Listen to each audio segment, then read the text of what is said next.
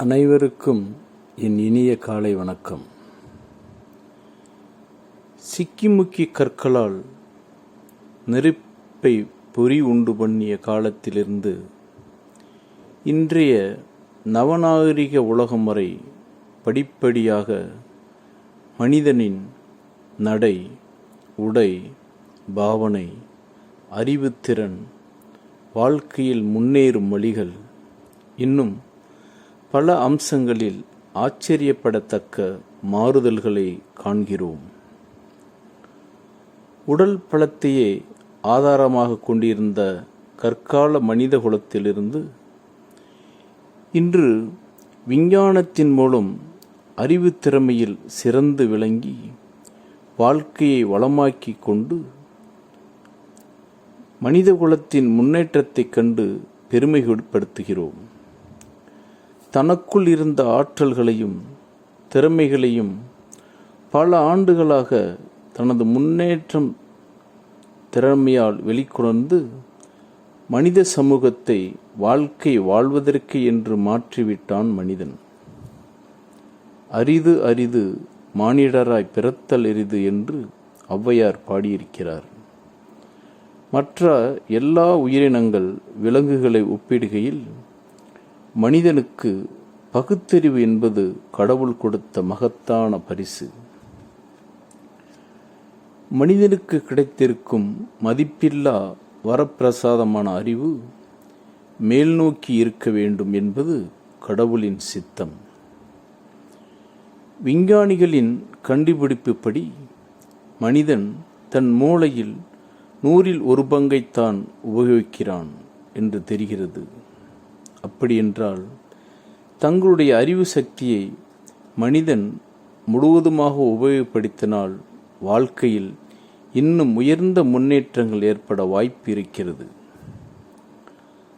Alvin டாஃப்லர் எழுதினார், தி illiterate of the 21st century will not be those who cannot read and write, but those who cannot learn, unlearn and relearn. உலகிலேயே அறிவியல் துறையில் முதலாவதாக அடியெடுத்து வைத்து சாதனைகள் பல செய்த நாடு நம் நாடு. பல நெருக்கடிகளை கடந்து சோதனைகளை வென்று இன்று உலகளவில் முதன்மையான அறிவியல் சாதனை நாடாக திகழ்கிறோம்.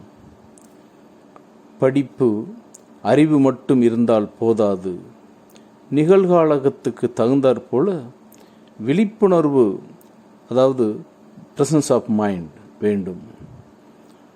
வாழ்க்கை லட்சியம், பேச்சில் அழகு, சாதுரியம், சமயோசித அறிவு, விவேகம், வெற்றி நோக்கு, சுய நம்பிக்கை, நேர நிர்வாகம், ஊக்குவித்தல், ஒழுக்கம், உருவாக்கும் மனப்பான்மை, சவால்களை சந்திக்கும் மனப்பான்மை, முடிவெடுக்கும் தகுதி, தகவல் தொடர்பு முதலியவையும் ஒரு நல்ல நிர்வாகியவருக்கு இன்றியமையாதையாகும்.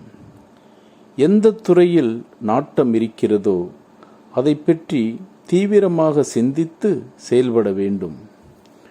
அதிலுள்ள சிக்கல்களை நன்கு புரிந்து கொண்டு வெற்றிக்கு உண்டான வழிகளை ஆராய்ந்து அந்த துறையில் வெற்றி பெற்றிருக்கும் நபர்களையும் வல்லுநர்களையும் கலந்து ஆலோசித்து ஒரு நல்ல முடிவுக்கு வந்தால் எடுத்துக்கொண்ட துறையில் வெற்றி காண்பது நிச்சயம். குடும்பத்திலும் அலுவலகத்திலும் வெளியுலகத்திலும் நிர்வாகத் திறமையால் தான் வெற்றி பெற முடியும். அதுதான் மூலாதாரம்.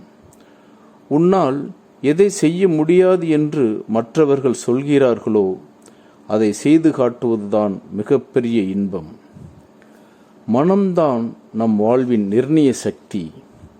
உயர்ந்த லட்சியம், நல்ல மனப்பான்மை, தன்னம்பிக்கை, துணிவு, சந்தர்ப்பங்களை தேடி செல்வது, பண்பு, குறைத்து பேசி நிறைய கேட்பது, நேரத்தின் முக்கியத்துவம், ஊக்கப்படுத்துவது, அடக்கம், அமைதி, ஒழுக்கம், நகைச்சுவை, இனிய தோற்றம், மனித நேயம், களைப்படையாத சாதனை படைக்கும் திறன், விடாமுயற்சி, படைப்பு சாதனைகளில் ஊக்கம், மனப்பக்குவம், செய்யும் தொழிலே தெய்வம் என்ற எண்ணம், மற்றவர்களுக்கு உதாரணமாக விளங்குவது, திண்ணிய எண்ணம் முதலியவை நல்ல நிர்வாகம் நடத்த முக்கிய பண்புகளாகும். வாழ்க்கையில் உயர விடாமுயற்சி வேண்டும். அதுவே சாதனைகள் புரிய சிறந்த வழி. அத்துடன் தகுதியையும் திறமையையும் வளர்த்து கொள்ள வேண்டும். ஒரே சமயத்தில் வெவ்வேறு காரியங்களை சாதிக்க முயன்றால் தடுமாற்றம் ஏற்பட்டு காலம் வீணாகும். நமது தவறுகளை அடையாளம் கொண்டு அவை மறுபடி ஏற்படாமல் திருத்திக் கொள்ளுதல் எண்ணம் ஏற்பட வேண்டும். ஒவ்வொரு மனிதனிடத்திலும் ஒரு வகையான திறமை நிச்சயமாக இருக்கும். அந்த சிறப்புத்தன்மையை கண்டறிந்து செயல்பட்டால் வெற்றி கிடைக்கும். நடைமுறை வாழ்க்கையில் அநேக மனிதர்கள் தங்கள் திறமைகளை அறியாதவர்களாக இருக்கிறார்கள். மானிடர்களும் 4 வகை அடிப்படை திறமைகள் இருப்பதாக கண்டுபிடிக்கப்பட்டிருக்கிறது. அவை உடல் வலிமை சார்ந்த, பொது அறிவு சார்ந்த, மனப்பான்மை சார்ந்த, சமூகம் சார்ந்த திறமைகளாகும். நமது பெற்றோர்களும் ஆசிரியர்களும் இளைஞர்களின் அடிப்படை திறமையை கண்டறிந்து அவர்களை அந்த துறைகளில் ஈடுபடச் செய்து ஊக்கமளிக்க வேண்டும். உள்ளார்ந்த திறமையை கண்டறிந்த பின் எந்த ஒரு காரியத்தை எடுத்துக்கொண்டாலும் ஆர்வ ஈடுபாட்டுடன், சிந்தாமல் சிதறாமல், முழு மனதுடன் திறம்பட செய்து வெற்றி காண முடியும். நீங்கள் என்ன சாதனை புரிய விரும்புகிறீர்கள், எவ்விதத்தில் செய்யப் போகிறீர்கள், அதற்கான திட்டம் என்ன என்ற இந்த 3ஐயும் மனதில் தெளிவாக வைத்துக் கொள்ள வேண்டும். நமக்குள் ஒளிந்திருக்கும் ஆற்றல்களை அடையாளம் கண்டு வெளிக்கொணர்ந்து சாதனைகள் புரிய வேண்டும். இன்று உலக அரங்கில் கல்வி, பொருளாதாரம், அறிவியல், கலை, வணிகம், தொழில் மற்றும் அநேக துறைகளில் தமிழன் கட்டாயம் வெற்றி வாகை சூடி வருவான் என்பதில் சந்தேகமில்லை. நாம் காணும் கனவுகள் வெற்றி கனவுகளாக வேண்டும். நீர்க்குமிழிகளாக தோன்றி மறைந்து விடாமல் மொட்டாக, மலராக, காயாக, கனியாக மாற வேண்டும்.